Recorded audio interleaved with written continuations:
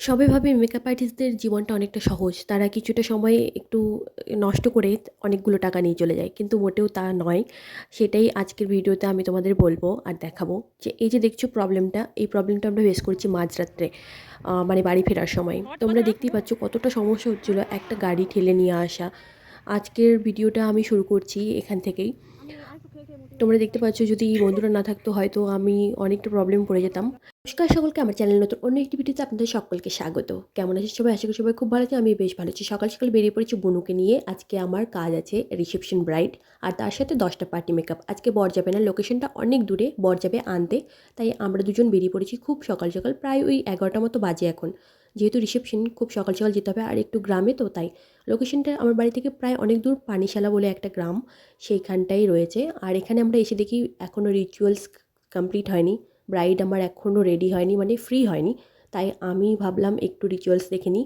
অনেক নতুন নতুন নিয়ম দেখতে পাচ্ছি, কারণ অনেক নিয়ম আমরা দেখি না, অনেকের মধ্যে অনেক রকম নিয়ম থাকে, তাই সেগুলোই দেখছিলাম। তারপরে আমরা চলে যাব ভেতরে, ভেতরে গিয়ে বসবো।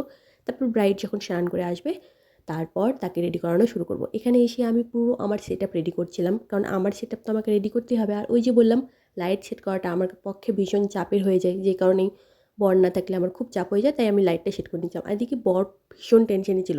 প্রায় বাজে এখন একটা, আর এখনও ডেকোরেশনের কাজ কিচ্ছু কমপ্লিট হয়নি, যে কারণেই বর ভীষণ টেনশনে ছিল। ওই যে দেখছো কমপ্লিট হয়নি, এখন কেবল আসলো।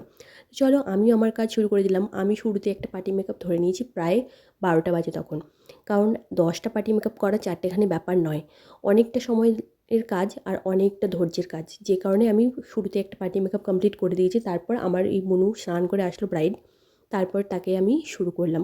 শুনে নিয়েছিলাম ওর ডিমান্ড যে ও কীভাবে সাজবে, যেহেতু ও আজকে লেহেঙ্গা পরবে, একদম পুরো একটা বারবি লুক ও আমার কাছে চেয়েছিল। ও শুরুতেই আমাকে বলে দিয়েছিল যে আজকের লুকটা কেমন হবে, তাও ওর কাছে একবার আমি ফাইনাল টাচ নিয়ে নিচ্ছিলাম যে কেমন করব। আর সত্যি বলতে ব্রাইড আমার উপরে ছেড়ে দিয়েছিল পুরোটাই, তাই নিজের মতো করার চেষ্টা করছিলাম।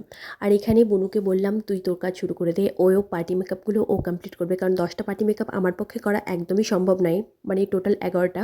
তাই ওকে বললাম যত তুই এগোতে পারিস কর, তারপর বাকিটা আমি করছি।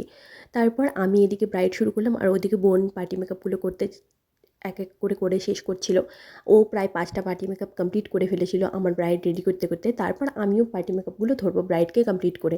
আমার প্রায় বেস কমপ্লিট হয়ে গেছে। ওর একদম একটা নিউড শেডের উপর মেকআপটা আমি করব, আর একটু গ্লাসি, তোমরা দেখতে পাচ্ছ ওর কমপ্লিট হয়ে গেছে। এবার ওর হেয়ারটা আমি কমপ্লিট করব। সত্যি বলতে একটা সুন্দর লুকের পেছনে অনেক রকম কাহিনী থাকে, সেটা হচ্ছে যে আমাদের যে স্কিন প্রিপারেশন সেটা মোস্ট ইম্পর্ট্যান্ট। শুধুমাত্র যে স্কিন প্রিপারেশন তাও নয়, গয়না, কেমন আমরা ড্রেস আপ করছি সেটার উপরে, সমস্ত কিছুর উপরেই থাকে একটা সুন্দর। তোমরা সবাই তো দেখতে পেলে কাজের মাঝখানে কত ডিস্টার্ব করছিল, মানে খাট সেট করতে এসেছিল, এতটা প্রবলেম হচ্ছিল কি বলবো, এই জিনিসটা খুবই প্রবলেম। আর চলো ওই একটু রিভিউ দাও, কেমন লাগছে তোমার? মানে আমার ধারণার বাইরে সুন্দর হয়েছে। মানে কি বলবো, একদম তোমার মনের মতো করে দিতে পেরেছি তো? হ্যাঁ হ্যাঁ পছন্দ হয়েছে? একদম। তোমরা সবাই শুনতেই পেলে ওর লুকটা খুব পছন্দ হয়েছে, কারণ লুকটা ওর পছন্দ মতোই আমি করার চেষ্টা করেছিলাম। আর সত্যি কথা বলতে একজন মেকআপ আর্টিস্টের জন্য, তোমরা সবাই হয়তো জানো যারা মেকআপ আর্টিস্ট রয়েছে, তোমরা সবার জন্য মানে এটা খুব ইম্পর্টেন্ট যে আমাদের ক্লায়েন্টের আমাদের কাজ পছন্দ হয়েছে কিনা, আর সে পছন্দ হয়ে আমাদেরকে খুশি হয়ে সুন্দর একটা রিভিউ দিয়েছে, কমেন্ট করেছে যে হ্যাঁ দিদিভাই আমরা খুব খুশি হয়েছি। তো ওকে কেমন লাগছে কথা বলতে, ও ভীষণ মিষ্টি, ভীষণ কিউট, ওর মনের মতো আমি লুকটা দিতে পেরেছি, দেখতে আমারও ভীষণ ভালো লাগছে। এই দিদিভাই আমাকে আগের দিনই বলেছিল সাজিয়ে দেওয়ার কথা, আমি সাজিয়ে দিতে পারিনি যেহেতু আমাদের দুটো ব্রাইড ছিল পরপর। তো দিদিভাইকেও এখন রেডি করে দিয়েছি, আমি এখন পরপর সমস্ত পার্টি মেকআপগুলো করে নেব। এদিকে বড় চলে এসছে আমাদেরকে নেওয়ার জন্য, আর আমার দিকে কাজ এখনও কমপ্লিট হয়নি। ব্রাইডকে আর এই দিদিভাইকে ছেড়ে দিয়ে তারপর আমি ধরবো পরপর অনেকগুলো কাজ।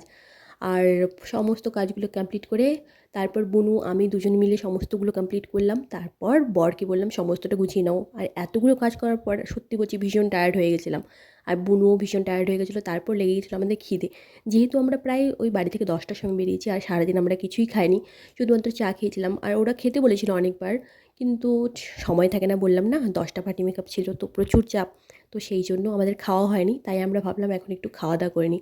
আর বুনুও বলেছিল ভীষণ করে যে ওর বাড়ি থেকে যেন আমি খেয়ে যাই। আর এর আগের দিন যখন বিয়ের দিন ওকে সাজাতে যাই, ওর বাড়িতে আমি খাইনি বলে ওর খুব রাগ করেছিল। ইভেন ওনার মানে ওর যে মা, কাকিমা, উনিও ভীষণ রাগ করেছিলেন। তাই বলেছিলেন যেন আজকে অবশ্যই খাওয়া দাওয়া করে যায়, তাই আমরা খাওয়া দাওয়া এখন করব। ওই পাশটা খেতে দিয়েছে, যেহেতু ডাবল সিটার করেছিল। আর এখন ওই পাশটা হয়ে গেলে তারপর আমাদের দেবে। আর যখনই মানে বেলাটা গড়াচ্ছিল আরও বেশি বেশি করে খাওয়ার টেবিলে বসে, তখন আরও বেশি বেশি খিদে পাচ্ছিল। সত্যি কথা বলতে মানে স্বাভাবিক, অতটা বেলা হয়ে গেছে, খিদে পাওয়াটাই স্বাভাবিক।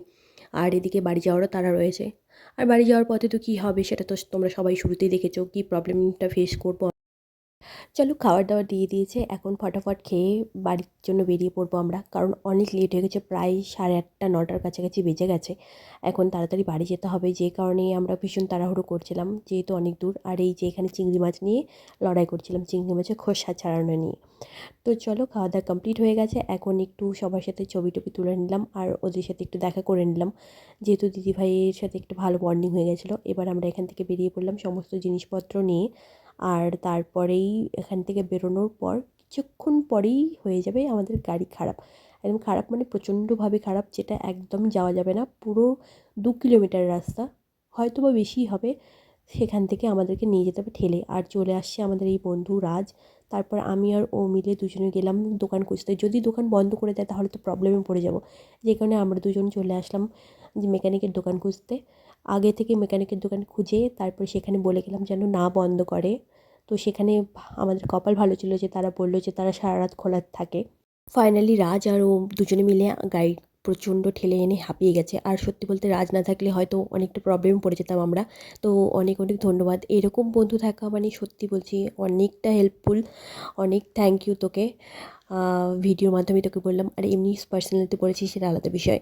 অনেকক্ষণ বনুয়ারে বসে থাকার পর ফাইনালি আমাদের গাড়ি ঠিক হলো, এবার আমরা বাড়ি যাবো। চলো, ততক্ষণ তোমরা দেখতে থাকো সবুজ ব্লগ, আর সবাই সুস্থ থেকো, ভালো থেকো। আর দেখা হচ্ছে আগামী কোনো নতুন একটি ভিডিওতে। শুভরাত্রি সকলকে।